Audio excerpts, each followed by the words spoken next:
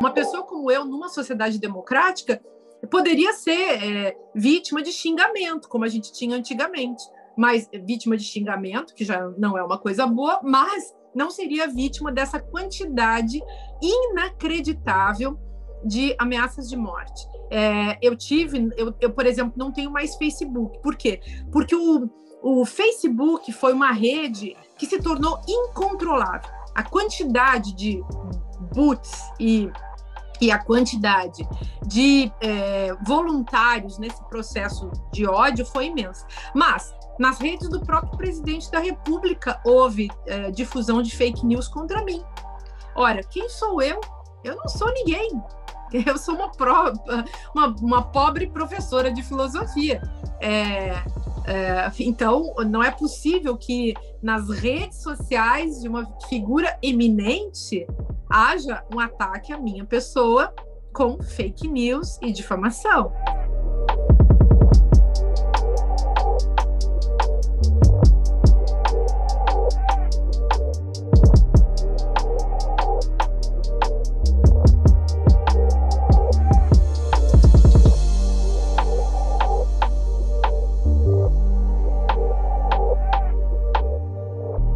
Em 2018, eu vivi o pico da perseguição que eu já vivia e que várias pessoas viviam no Brasil desde o golpe de 2016.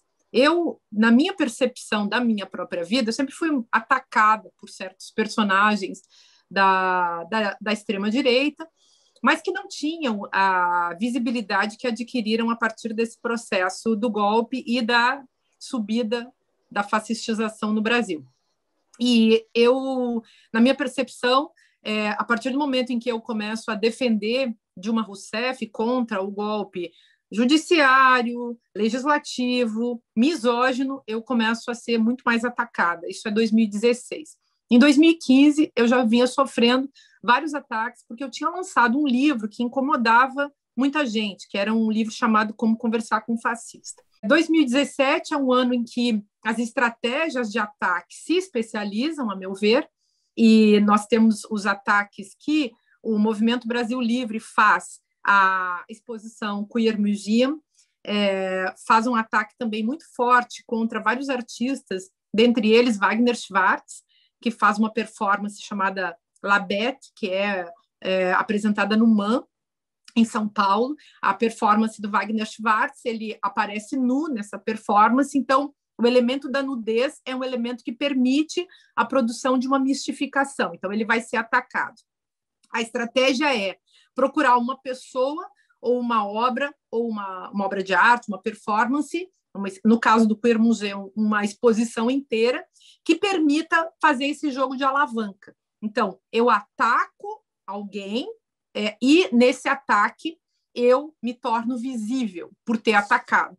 Claro que aí todo mundo percebeu também essa estratégia, quer dizer, não é todo mundo, né? Muita gente percebeu essa estratégia e muita gente assim tomou cuidado para não tornar o MBL e outras figuras desse tipo tão conhecidas, mas eles alcançaram muita coisa, tanto que o seu principal líder, que é um jovem, foi muito bem votado e se tornou deputado federal com um discurso de ódio, um discurso fascistoide. Hoje esse grupo é um grupo muito interessante de analisar no processo do golpe, porque esse grupo hoje busca um reposicionamento da sua marca. E uma coisa interessante da gente analisar, não dá tempo de falar agora, mas é que a fascistização no Brasil, o fascismo brasileiro, é também um jogo de mercado. Então, o chamado gabinete do ódio, do qual todas essas figuras fazem parte, na verdade, ele se transformou num novo capital, e num capital, inclusive, político. Começo de 2018, estou lançando um livro feminista, vou dar uma entrevista no Rio Grande do Sul, numa rádio, e sou vítima de uma emboscada midiática. Os personagens do MBL que chegam com o celular ligado, sendo que eles não eram parte da entrevista, pelo menos eu não tinha sido avisada disso. A entrevista, aliás, que eu soubesse era comigo, né? E eu estava acostumada, inclusive, a dar entrevistas para aquele jornalista, e todos cada vez que eu lançava um livro, eu ia lá e batia um papo com ele. Nesse dia, esse sujeito resolve armar essa emboscada. Então, o MBL usa o celular como uma arma.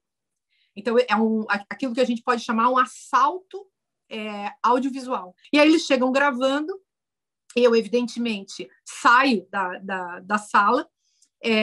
Saio por quê? Porque tem um ditado alemão que diz que quando chega um fascista, e tem várias pessoas sentadas na mesa, e o fascista senta na mesa, aquelas que continuarem sentadas na mesa com o fascista serão também elas fascistas. Ora, as pessoas começaram a questionar, na verdade, a extrema-direita, né? Você não escreveu um livro chamado Como Conversar com um Fascista? E como é que você agora sai da conversa com um fascista?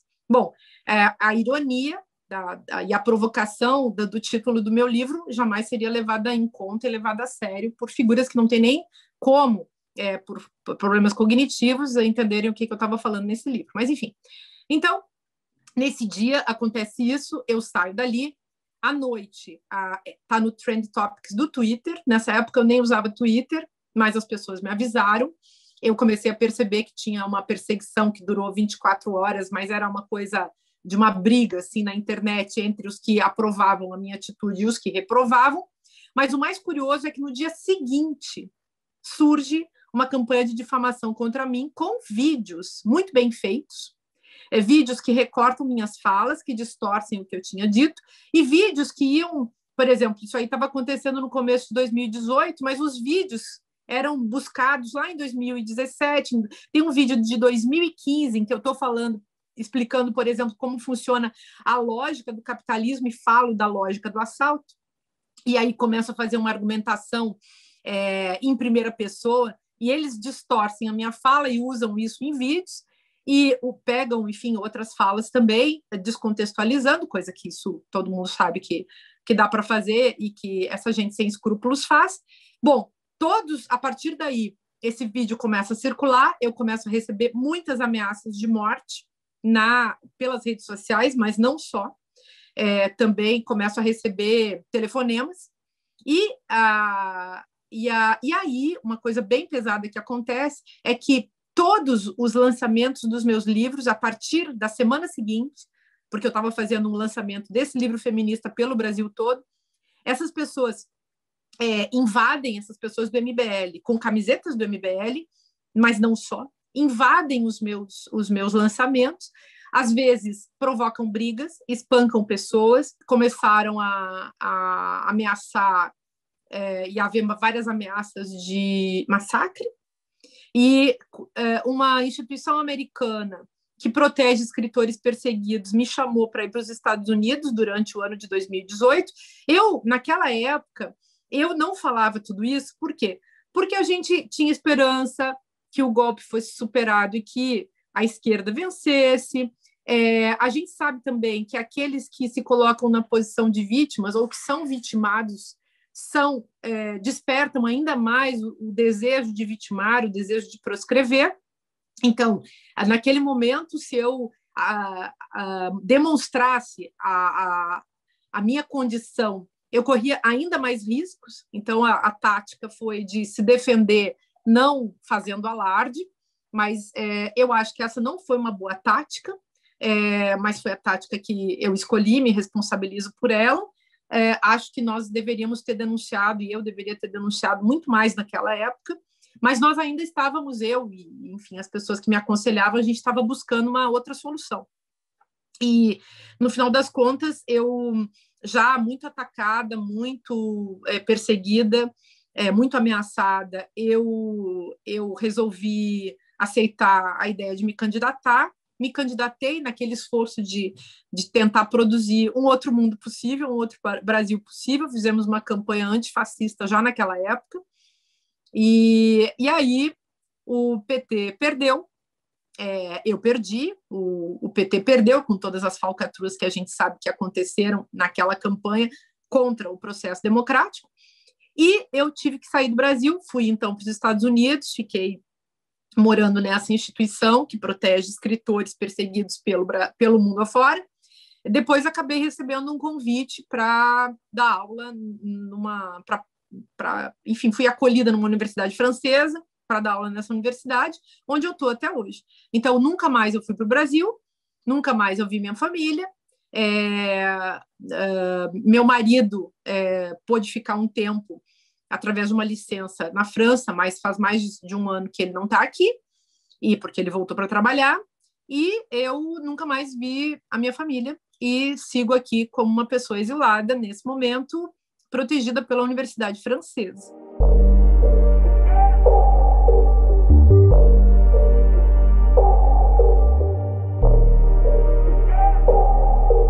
Essa pesquisadora, ela trabalha com a questão dos agrotóxicos, e a gente sabe que o Brasil hoje é um país que abriu absolutamente as portas para receber todo o envenenamento mundial, vários agrotóxicos, muitos agrotóxicos, mais de 100 agrotóxicos que são proibidos em vários países do mundo. No Brasil foram liberados agora nesse governo.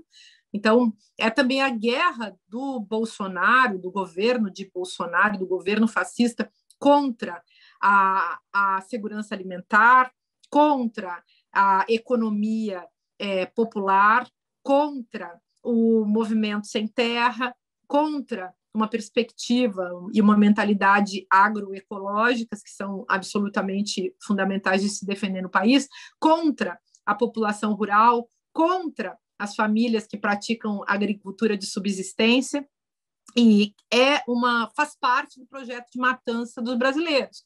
Esse projeto de matança dos brasileiros, assim, todos nós estamos falando disso hoje em dia se fala muito de necropolítica, mas eu falo disso há mais de 10 anos.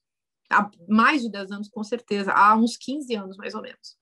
Então, desse projeto de matança, dessa pena de morte lançada sobre os brasileiros e sobre as populações, melhor dizendo, né, das populações que são visadas pelo capitalismo. Então, por isso também as políticas do período Lula e Dilma, que favoreciam a proteção das pessoas pobres, que tentavam acabar com a fome, que visavam, enfim, dentro dos limites todos desses dois governos, né, que tentavam, enfim, melhorar as condições de vida da população, tudo isso entrou na mira do ódio da extrema-direita, que se confunde no Brasil com o fascismo, que se confunde com o neoliberalismo e que se confunde, enfim, com as oligarquias que sustentam tudo isso, né? Então, com certeza, essa professora que agora está saindo do Brasil é mais uma, mas existem muitos professores que se exoneraram,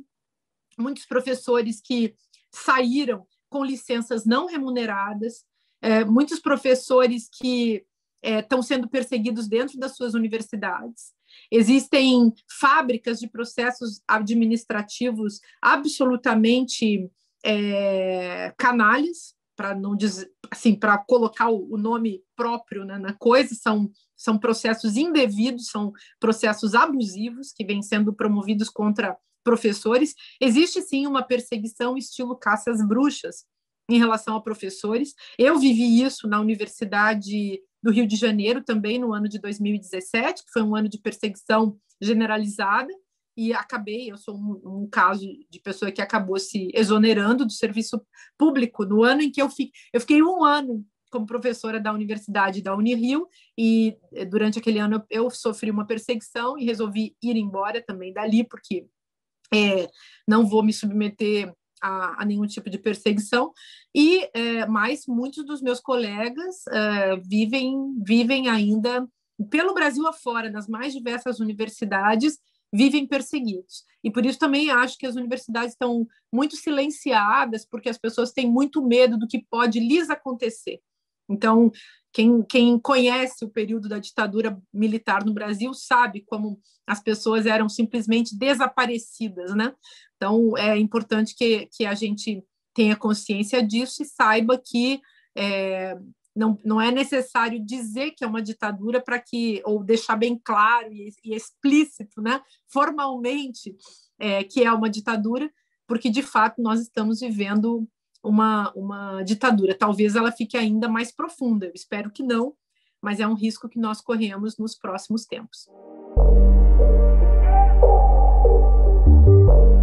Como disse o ministro do STF, o Lewandowski, ele se referiu a essa Lei de Segurança Nacional como um fóssil jurídico, ou seja, é um recurso da época da ditadura militar, usado em profusão na época da ditadura militar e que retorna agora, estabelecendo, evidentemente, um nexo entre aquele período e o nosso período atual, ou seja, estamos vivendo uma ditadura com as marcas também da condição militar, mas, sobretudo, uma ditadura miliciana, que então, digamos, o apodrecimento, a corrupção da própria ideia de militarização. O milicianato se transformou numa espécie de poder, chegou ao poder e, infelizmente, dita as regras da nação atualmente, ou seja, descaso, abandono, maldade, extermínio. O nosso fascismo é miliciano, o extermínio do inimigo é fácil de se fazer, né? Essa é a lógica interna desse processo político e criminal político, né, que é o que a gente está vivendo hoje. Então, a Lei de Segurança Nacional virou também uma arma de guerra cultural, judiciária, né, ou jurídica. Então, uma arma legal que é absolutamente inadequada, se a gente pensar em termos de democracia, e é, claro, aplicada contra os inimigos do regime.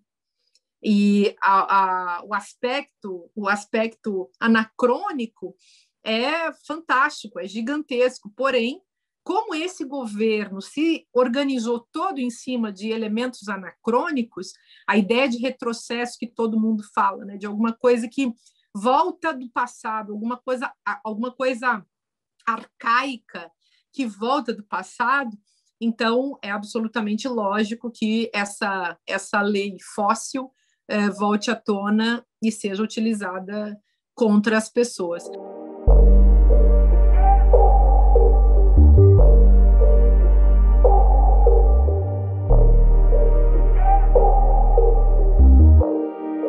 A questão do Felipe Neto foi bastante escandalosa, porque Felipe Neto é muito conhecido, muito mais conhecido do que todos esses sujeitos. Ele realmente moveu muita coisa em função da sua condição de influencer nas redes sociais, que move milhões de pessoas. Então, é impressionante que Felipe Neto tenha sido atacado por essas figuras que talvez não tenham mensurado o poder midiático do próprio Felipe Neto, né? Agora, sim, um detalhe interessante, Lu, é que acho bem interessante a gente pensar e comparar com outros regimes totalitários. O nosso ainda não atingiu a chave do autoritário para o totalitário está sendo virada, mas não virou completamente, né? Mas se a gente pensa num regime como o nazifascismo na Alemanha dos anos 40 do século passado, olha que interessante. Também os nazistas, eles também agiam sem perceber que estavam sendo observados. Eles achavam que eles tinham absoluta razão e que jamais seriam pegos, que jamais seriam julgados, que jamais seriam descobertos. Inclusive, eles não imaginavam que pudessem ser questionados. Então, se você pega, por exemplo, os documentos deixados pelos nazistas, documentos que comprovam a produção, por exemplo, da solução final, a criação dos fornos crematórios, né, para exterminar pessoas num processo logístico pelo qual se evitava, se visava justamente evitar o uso e o gasto de munição nos corpos dos judeus. Então, o que era mais prático? Deixar eles definharem de fome, de frio, nas piores condições dentro dos campos de concentração e depois fazê-los enfraquecidos e docilizados, fazê-los marchar, caminhar lentamente até o forno crematório e queimar todo mundo rapidamente, fazer aqueles... Nem juntar cadáver, para não ter trabalho com os cadáveres. Então, não precisava dar um tiro, juntar o cadáver e enterrar o cadáver. Era só jogar dentro do forno crematório. Isso foi uma solução logística. E eu acho muito curioso também que hoje o ministro aquele que ficou como sendo ministro da Saúde, que colaborou e que ajudou, na verdade, a produzir tudo isso que está se vendo, esses mais de 3 mil mortes por dia, a falta de vacinas e a falta de oxigênio e tudo mais, que essa figura tenha saído do Exército como um especialista em logística.